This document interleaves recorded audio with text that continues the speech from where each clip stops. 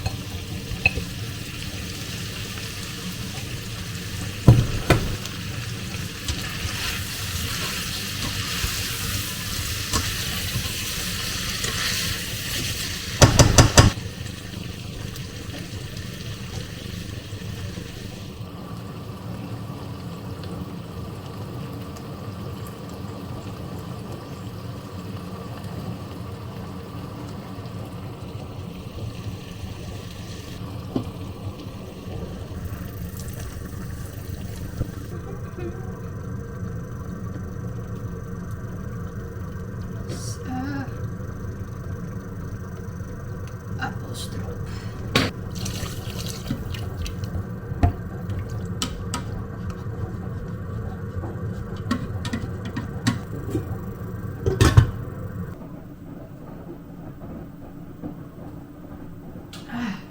Lami. It's Westmalle double Trappist beer.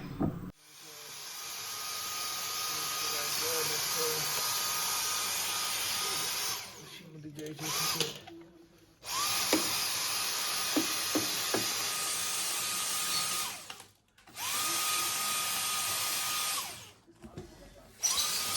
De batterij is ook leeg van deze... Oh, het is wel veel stof. Ja, natuurlijk.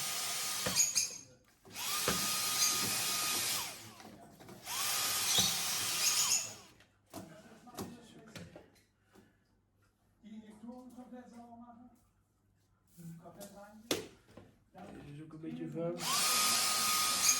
Hier heb ik een nieuwe emmer Moet dat dan kopen, hè? Ja, deze is nog redelijk nieuw. Oké. Moet kijken, maar hij is wel een beetje vuil, zie je? Gaat zo snel. Misschien een beetje soep.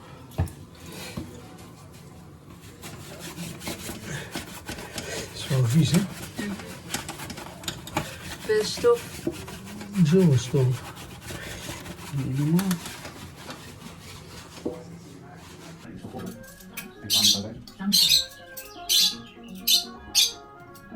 Oeh, ik ben vergeten, het is warm. Ja, goed. After 3 hours, luto na ang ating stove glaze. For the Filipino, may rice tayo dito. And mashed potato. Lekker.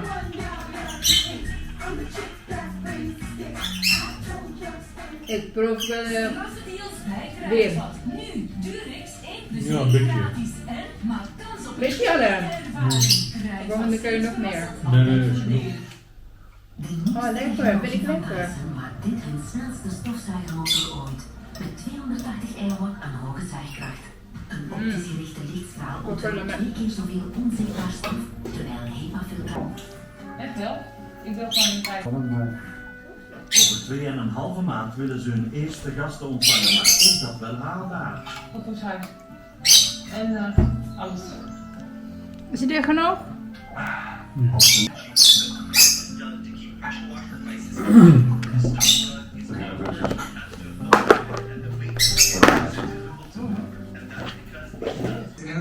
In het zone. Ja. Laten we waren landen die gezegd zijn. Den Arnoud. Je ligt hier. Den Arnoud. Vinkenborg. Wat prachtig hè. Ja, ik documentaire onze naar eten, een beetje tv kijken. Ik wil nog film kijken. zoek maar een film. Het is altijd laat. Dat kan nog wel. Ja, we zijn op doortocht. We kwamen net door het Schipperskwartier wandelen, maar onze weg loopt langs de kerk en ik dacht van... Dat is dan We zijn niet hier geweest, hè? Nee, dat hebben we niet geweest. Waar is dit in Antwerpen? Ja, dus bij de Schipperskwartier in de buurt. Oh, ik weet niet dat ze hebben daar ook in Antwerpen red lights Ja, ik district. ben er heel vroeg wel eens naar papa geweest. Ja, papa laat allemaal zien in Antwerpen. Laat de red lights. Ja, tuurlijk. Zo leuk om te zien. Zo'n tafereel. Maar wilt aan de mensen...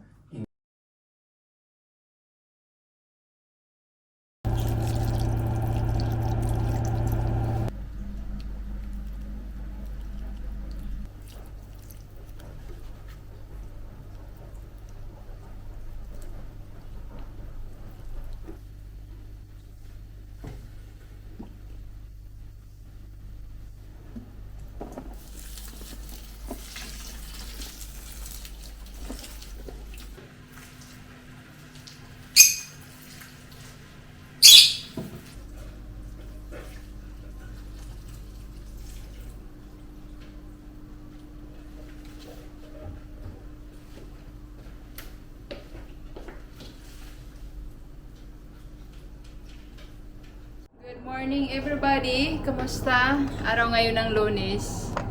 And mag-alas 12 na ng tanghali.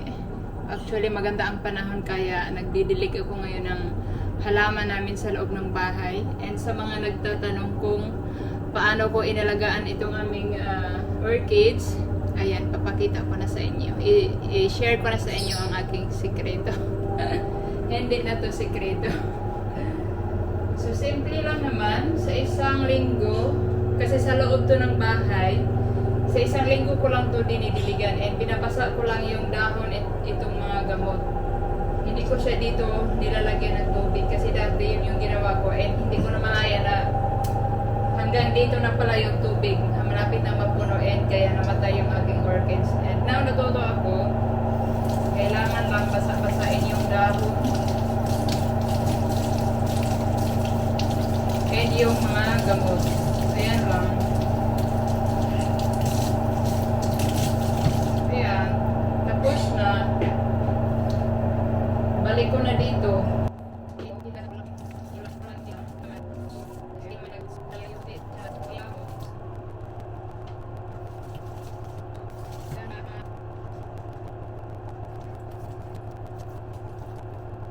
Dito ko muna sila ilagay dahil may araw dito mamayang tanghali and kapag doon kasi sa nilalagyan ko walang araw doon. So papaarawan ko na muna sila kahit isang beses lang sa isang linggo para mamulaklak sila. Kung magtatanong kayo kung anong fertilizer yung ginamit ko, ito yung ginagamit kong fertilizer sa kanila. It's bio. This is my lunch. 2 boiled eggs, maliit ito na itlog. Nakain ko na yung isang kalahati. Tapos ito, kamote.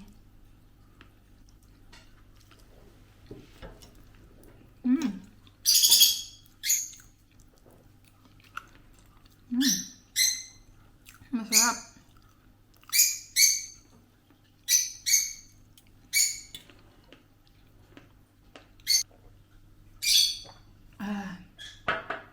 Masarap siya, yung kamote. Ito ay galing Portugal. Minsan kasi mayroon akong nabibili na super basa. Ito parang, parang yung kalasa niya yung sa atin. Hindi siya masyadong basa.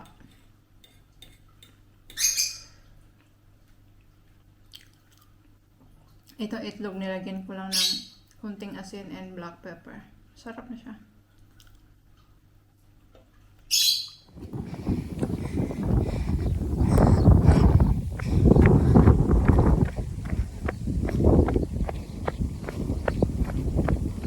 Nag-jogging ulit ang person.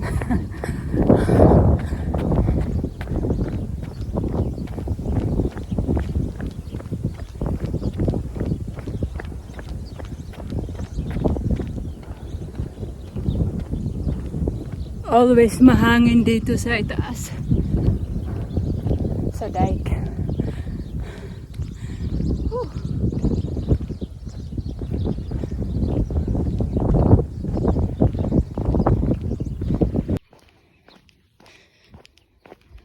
Kailangan ko nang bilisan ang aking pagja-jogging kasi kita nyo, madilim doon. Medyo madilim ang ating kalangitan. Baka maabutan ako dito ng ulan. Wala pa naman akong payong. Wala pa naman tayo ditong masisilungan. Success tayo today. Tagumpay ang ating pagja-jogging. Alas 4 na ng hapon and kakatapos ko lang maligo. Grabe, ang sarap sa feeling after mag-exercise and kapag after maligo, nakakabuhay ng energy, nakakabuhay ng mukha. Iba sa yung hindi tayo nakakaligo. So, alas 4 na ng hapon and maghahanda na rin ako ng aming hapunan ni Mr. dahil andito na yun mamaya. And nagtanong pala sa akin kung hihinto na ba daw ako sa una kong part-time job, yung sa pagde-deliver ng post. Ang sagot ko ay hindi dahil ito kasing in-applyan ko ngayon, wala akong kontratang oras. So, sinabihan lang ako na kung ilan yung matrabahoan ko sa isang linggo or sa isang buwan, yun lang din yung babayaran. And gusto ko sana like 20 hours a week yung work ko or 15 hours a week. Pwede na yun sa akin. And sa post kasi, yung sa pagde-deliver ko ngayon ng mga sulat, 10 hours a week lang. So, nakukuntian ako kaya kaya naghanap ako ng iba. Kaso nga lang, pwede naman dito sa Tagalinis, pwede ko naman yun abutin yung 15 hours or more than pa. Kaso, kailangan kong mag-commute papunta sa ibang village. Kasi kapag dito lang, hindi siya abot ng 15 hours or 20 hours. Kapag dito lang sa village kung saan kami nakatira. So, sa tingin ko, parang hindi rin siya good idea kapag winter. Tapos magko-commute ako. So, aantayin ko na lang na may driver's license ako. Saka na ako hihinto dito sa post. Kasi dito sa post, mayroon akong 10 hours a week. And kahit 7 hours lang yung matrabahoan namin. Like ngayon, medyo may extra kasi kami kasi sa August, yung isa namin kasamahan mag-retired. And meron na kaagad na parang meron na kaagad na puli sa kanya. Sa Bisaya, mayroon ng puli. Mayroon ng ano ba yun sa Tagalog? Basta mayroon na siyang puli, kaya ngayon, like, hindi na talaga 10 hours yung trabaho namin a week, like, 8 hours na lang. Minsan, 7 hours lang. Pero bayad kami ng 10 hours kasi kontrata yon. Pero dito sa Tagalinis, hindi siya kontrata. Bali kung ilang oras yung matrabaho ko sa isang buwan or sa isang linggo, yun lang din yung babayaran. Actually, hindi siya good idea na magtrabaho ako ng dalawang job. For the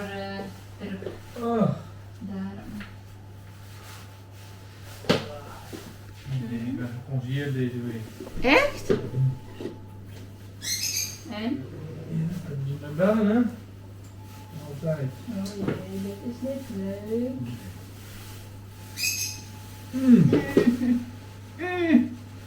Maar lekker rusten.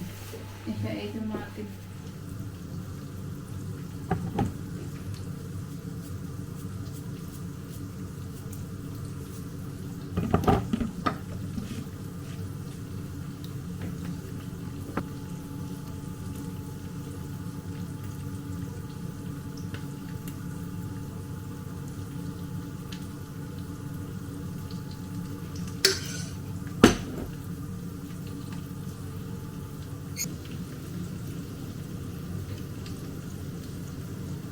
Sa akin tuna dahil naubusan na kami ng ham, but it's okay, I like tuna. Is er nee? Ja, want het ham is op. Ik heb er nog wel. Nee, ik vind tuna lekker. And hindi na ako nag-itlog dahil kumain ako kanina ng itlog. Ik heb ook al vanmiddag eieren gegeten, dus perfecto daw ang ating asparagus. Niet overkoken. Dann läuft der Kraftstoff hier rein. Und hier rein, hier oben wieder raus. Der Deckel hat sich davon gelöst. Und der Deckel hat sich dann vor den Ausgang gelegt. Ja, das Motor berührt hat. Okay, das kann ja passieren. Wenn ihr den Fleisch in der Ringscheibe in den, ne, das sind vielleicht 2 mm, aber an dem Ende von dem Flügel, der da war, darf das schon mal kaputt gehen. Das ist schon ein paar Jahre jetzt. Ja. Gut, okay, was haben wir heute? Vielen Dank fürs Zusehen von den Sachen. Großartig.